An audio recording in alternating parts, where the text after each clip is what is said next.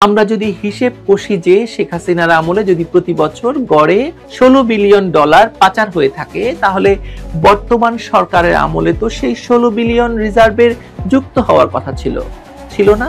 কি করেছেন এই 16 বিলিয়ন ডলার? আমি বলবো কই গেছে? বাকি টাকা গিয়েছে ডক্টর ইউনূসের নিজের দল এনসিপির ফান্ডে। বাংলাদেশ থেকে বিগত 15 বছরে অর্থাৎ শেখ হাসিনার শাসন আমলে নাকি প্রতি বছর গড়ে 16 বিলিয়ন মার্কিন ডলার পাচার হয়ে গেছে। ডক্টর ইউনূসের সরকার জুলাই মাসের মাধ্যমে ক্ষমতা দখল করে একটি শ্বেতপত্র প্রণয়ন কমিটি গঠন করে 11 সরকারে ডক্টর ইউনূসের ক্রাইম পার্টনার হিসেবে পরিচিত থাকা দেবপ্রিয় ভট্টাচার্যকে দিয়ে একটি কমিশন গঠন করেন। তারাই এই রিপোর্ট প্রকাশ করে। সাবেক প্রধানমন্ত্রী শেখ হাসিনার শাসন আমলে গত 15 বছরে বাংলাদেশ থেকে প্রতি বছর গড়ে প্রায় 16 বিলিয়ন মার্কিন ডলার অবৈধভাবে পাচার হয়েছে বলে এই কমিশন প্রচার করে। দেশের অর্থনীতির সার্বিক পরিস্থিতি খতিয়ে দেখতে অন্তর্বর্তী সরকার যে শ্বেতপত্র প্রণয়ন কমিটি গঠন করেছে, তাদের চূড়ান্ত প্রতিবেদনে এসব তথ্য নাকি পাওয়া গেছে। বিশিষ্ট অর্থনীতিবিদ দেবপ্রিয় ভট্টাচার্যের নেতৃত্বে গঠিত শ্বেতপত্র প্রণয়ন কমিটি 3 মাসের অনুসন্ধান শেষে তাদের চূড়ান্ত প্রতিবেদন প্রধান উপদেষ্টা ডক্টর মোহাম্মদ ইউনূসের কাছে হস্তান্তর করেছে। প্রধান উপদেষ্টা তেজগাঁও কার্যালয়ে অনুষ্ঠিত প্রতিবেদন হস্তান্তর অনুষ্ঠানে কমিটির প্রধান দেবপ্রিয় ভট্টাচার্য ছাড়াও অন্যান্য সদস্যরা উপস্থিত ছিলেন।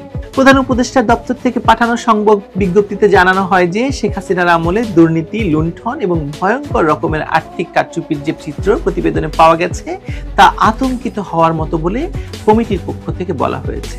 তার মানে শেখ হাসিনার শাসনের 15 বছরে দেশ থেকে পাচার হয়েছে, যদি হিসাব করেন, 240 বিলিয়ন ডলার। সংখ্যাটা কত বড় ভাবতেও আসলে আমাদের মতো ছাপোষা মানুষদের কষ্ট হওয়ার কথা, তাই না? বিলিয়ন লিখতে কটা শূন্য লাগে বলুন?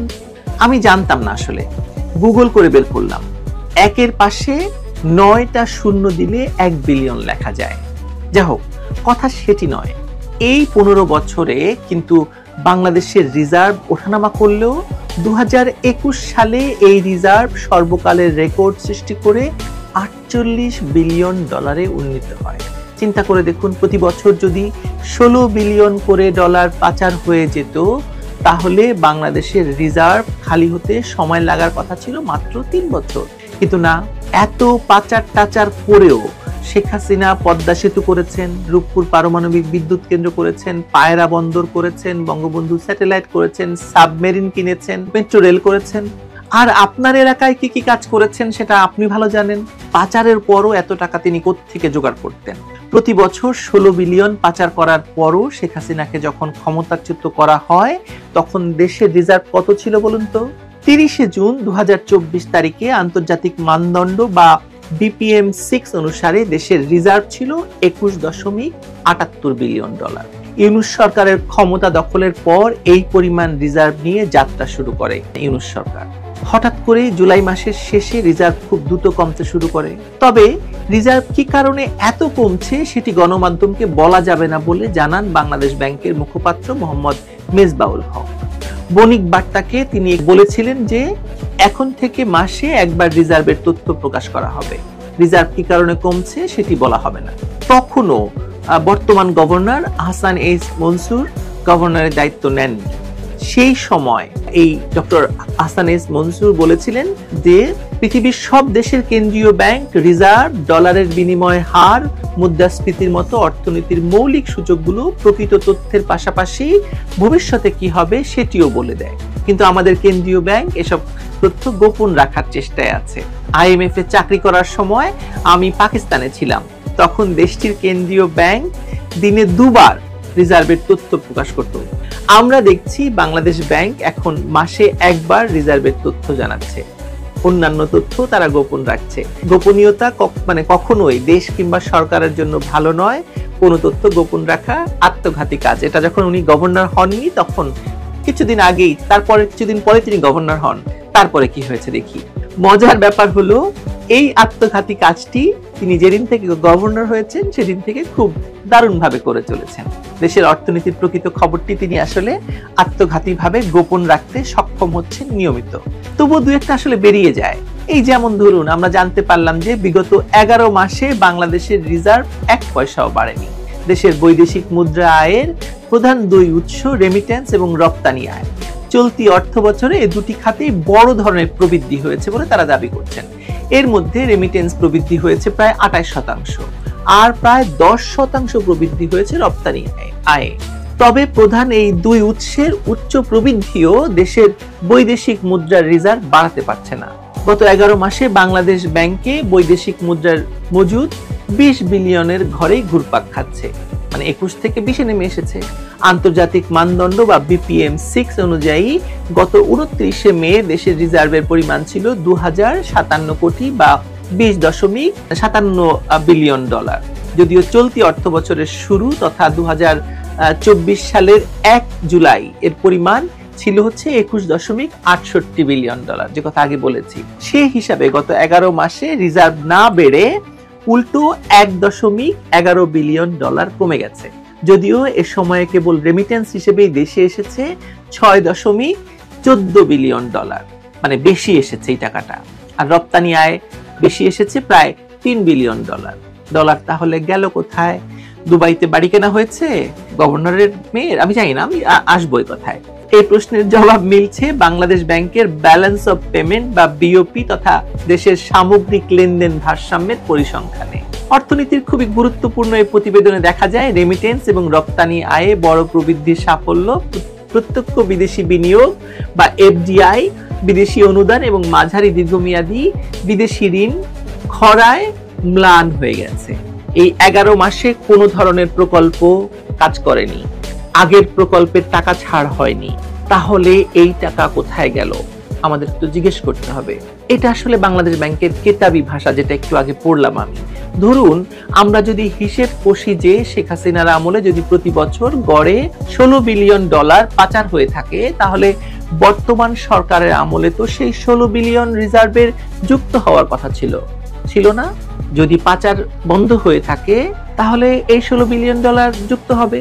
বছরে 16 বিলিয়ন ডলার মানে হচ্ছে প্রতি মাসে প্রায় 1 বিলিয়নের উপরে, তাই তো?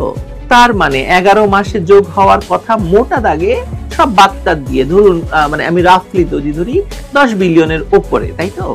তার মানে এই মুহূর্তে বাংলাদেশের রিজার্ভ থাকার কথা ছিল 30 বিলিয়ন ডলার বা তার চেয়ে বেশি, কারণ 21 আর 11 মাসে 10, আমি আরো 1 বিলিয়ন কমালাম, 30 বিলিয়ন ডলার। এগুলো সোজা হিসাব, আমি তো অর্থনীতিবিদ নই, কিন্তু আপনি যদি সোজাভাবে হিসাব করেন, ব্যবসা হিসাবে হিসাব করেন, তাহলে এইভাবে হিসাব করবে মানুষ। সোজা হিসাব না বলুন? কিন্তু রিজার্ভ গত 11 মাস ধরেই 20 বিলিয়ন ডলারের আশেপাশে ঘুরপাক খাচ্ছে। অথচ দেশে ডক্টর ইউনূসের জন্য নাকি কোটি কোটি ডলার রেমিটেন্স আসছে, বিনিয়োগ আসছে। ডক্টর ইউনূসের ইংরেজিতে প্রেজেন্টেশন দেওয়া উড়ান বালকের হাত ধরে বিগত 11 মাসে 11 বার বিদেশ সফর করে তো ডক্টর ইউনূস নাকি কোটি কোটি ডলার বিনিয়োগ নিয়ে আসছেন বলে তার প্রোপাগান্ডা সচিবের দাবি। ভাই, তবে এবার বলেন তো, এই 10 বিলিয়ন ডলার যা বিগত 11 মাসে যুক্ত হওয়ার কথা ছিল, সেটা কই গেল? কই সরালেন আপনারা? শেখ হাসিনাও তার লোকজন 16 বিলিয়ন ডলার সরিয়েছে প্রতি বছর। সে কথা যখন আপনারা বলবেন, তখন তো আপনাদেরকেও বলতে হবে যে শেখ হাসিনা না থাকায় এই 16 বিলিয়ন ডলার আপনারা রিজার্ভে যোগ করতে পারছেন না কেন? বা আপনার তো বলা উচিত যে হ্যাঁ, আমরা রিজার্ভে যোগ করতে পেরেছি। কিন্তু সেটা বলার মতো গলার জোর কি আপনাদের আছে? না থাকলে কেন নেই? কি করেছেন এই 16 বিলিয়ন ডলার? আমি তো কম করে বলেছি 10 বিলিয়ন ডলার, না হয় আপনারা বাকি 6 বিলিয়ন ডলার খেয়ে ফেলেছেন ধরে নিচ্ছি। কিন্তু এই 10 বিলিয়ন ডলার তো যোগ করতে কোনো অসুবিধা হওয়ার কথা ছিল না, তাই না? কই গেল? কই? আমি বলবো কই গেছে? দাঁড়ান বলি। আমি এই 11 মাসে কি দেখছি বা কি দেখতে পেয়েছি, কই গেছে এই 10 বিলিয়ন ডলার, সেটা আপনাদেরকে বলি।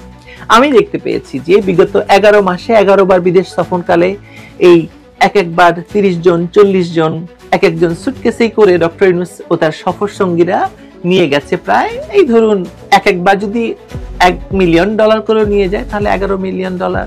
ডক্টর ইউনূসের গ্রামীণ ফোনের মাধ্যমে পাচার হয়েছে ধরুন 2 মিলিয়ন ডলারের মতো। সরকারের উপদেষ্টারা পাচার করেছেন ধরুন 3-4 মিলিয়ন ডলার।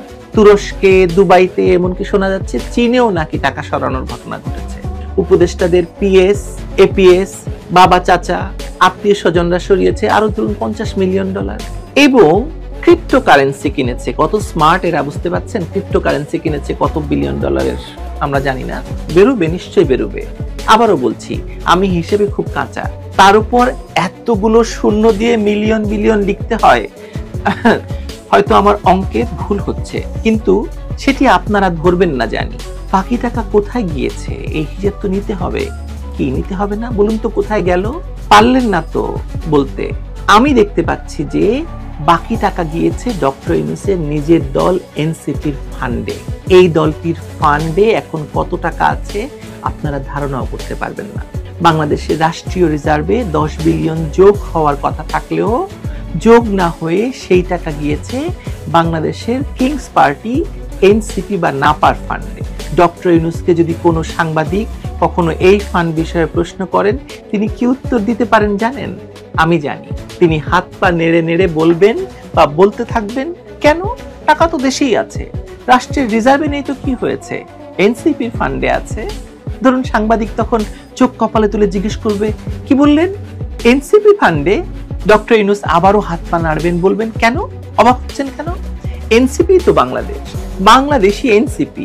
আমরা অতীত ভুলে যাই, সামনের দিকে আগাতে চাই। রিসেট বাটন টিপে দিয়েছি, আমি বাংলাদেশকে এনসিপি বানিয়েছি আর এনসিপি কে বানিয়েছি বাংলাদেশ। কি আপনারা কনফিউজ হয়ে গেলেন তো? ডক্টর ইউনূসের এই কথায় আমিও হয়েছি।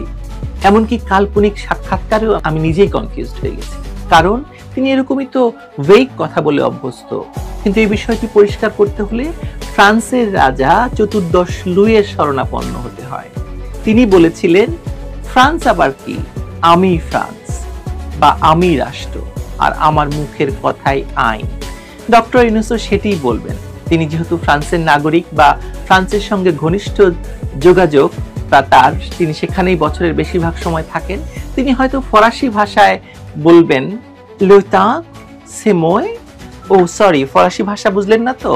গুগল করে আমি টুকলাম, আসলে যার অর্থ আমি রাষ্ট্র, আমার কথাই আইন। ডক্টর ইউনূস বলবেন, আমি রাষ্ট্র, আমি এনসিপি। শেখ হাসিনার থেকে রাষ্ট্রের দখল নেওয়ার পর আমার যা ইচ্ছে আমি তাই করব এই রাষ্ট্র নিয়ে। তোমরা কে বাপু এই প্রশ্ন করা? কে আপনারা বলুন তো? কে আপনারা? জানেন তো আপনারা কে? না জানলে নিজেকে জিজ্ঞেস করুন। জিজ্ঞেস করার এখনই সময়।